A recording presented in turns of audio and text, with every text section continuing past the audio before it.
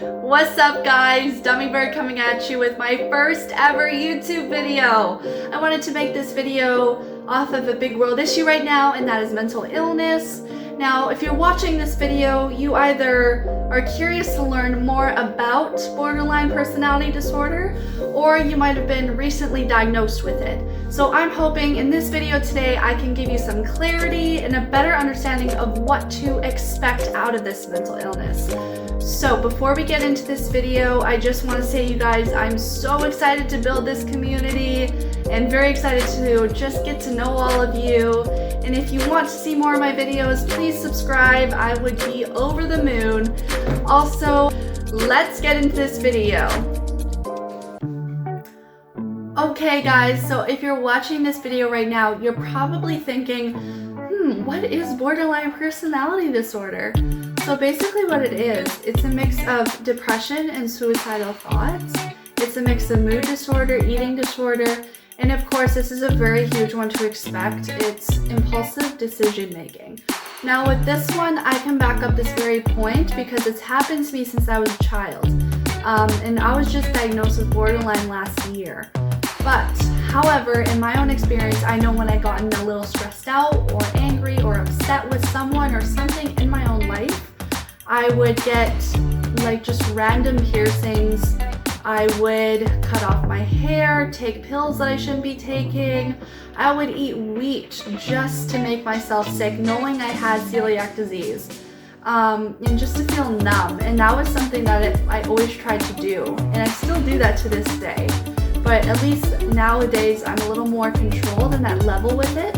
Now, I suggest to you guys, because of my past with professional help, they have always told me to have a coping skill. And with coping skills, it does work. It just depends on how you find that right one that works for you.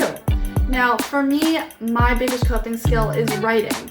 And I write a lot. I have over 100 different kinds of journals.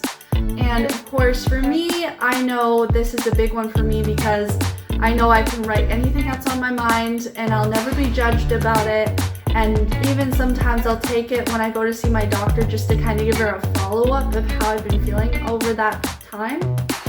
However, I do suggest you guys find your inner coping skill. So it might not be writing for you because some of you might not like writing, but maybe it might be kind of having a nice warm bubble bath to kind of clear your head, or to have a nice warm cup of tea or hot chocolate, or maybe even doing some painting or knitting or reading.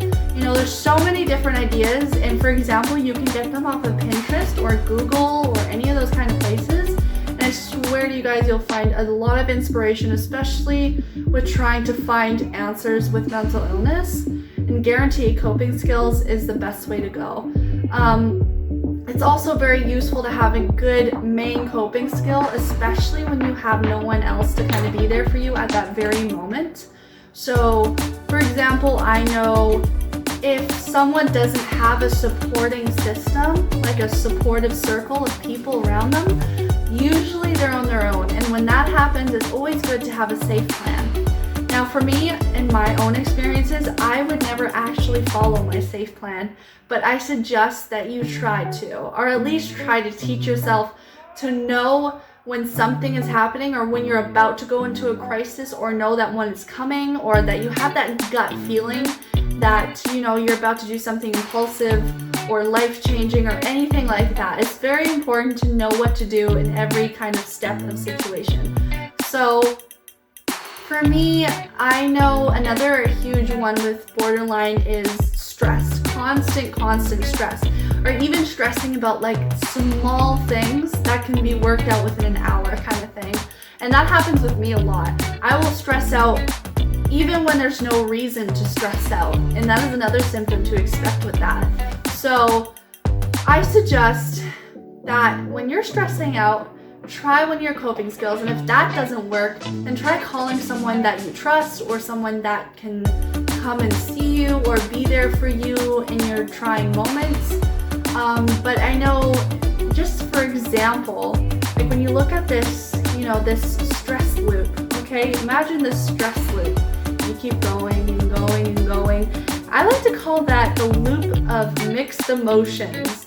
So when you're in any even little situation or just with a group of people and you think you want to do something, but then you suddenly change your mind, that's the stress loop with mixed emotions going around and around and around and around and around. And it gets harder. It really, really gets harder. So what I want you guys to try is I want you guys to try to actually record yourself talking and giving yourself almost like a future message. And I've tried it once, just hearing my own voice kind of gave me some clarity. And I know it might sound stupid talking to yourself, but trust me, I've done it and it actually does work. I'm not kidding. So that's one thing you can try. Now, also to open another door with Borderline is that it's always good to have a professional to talk to, at least, even if not every day, at least like once every couple weeks or once a month kind of thing. Someone that can kind of always keep you in check and kind of wheel you away from, you know, the fiction and more into the side of reality of things. And it does get hard, not gonna lie. Having almost every mental illness in the book, it is a big, huge burden to carry on someone's shoulders. And I'm sure anyone with that kind of similarity to me can definitely relate. So before I end this video, I just want to give you guys a better kind of understanding of how to kind of love yourself. And the better you love yourself and accept the mental illness that you kind of have to carry for the rest of your life, the more better and smoother things will go for you.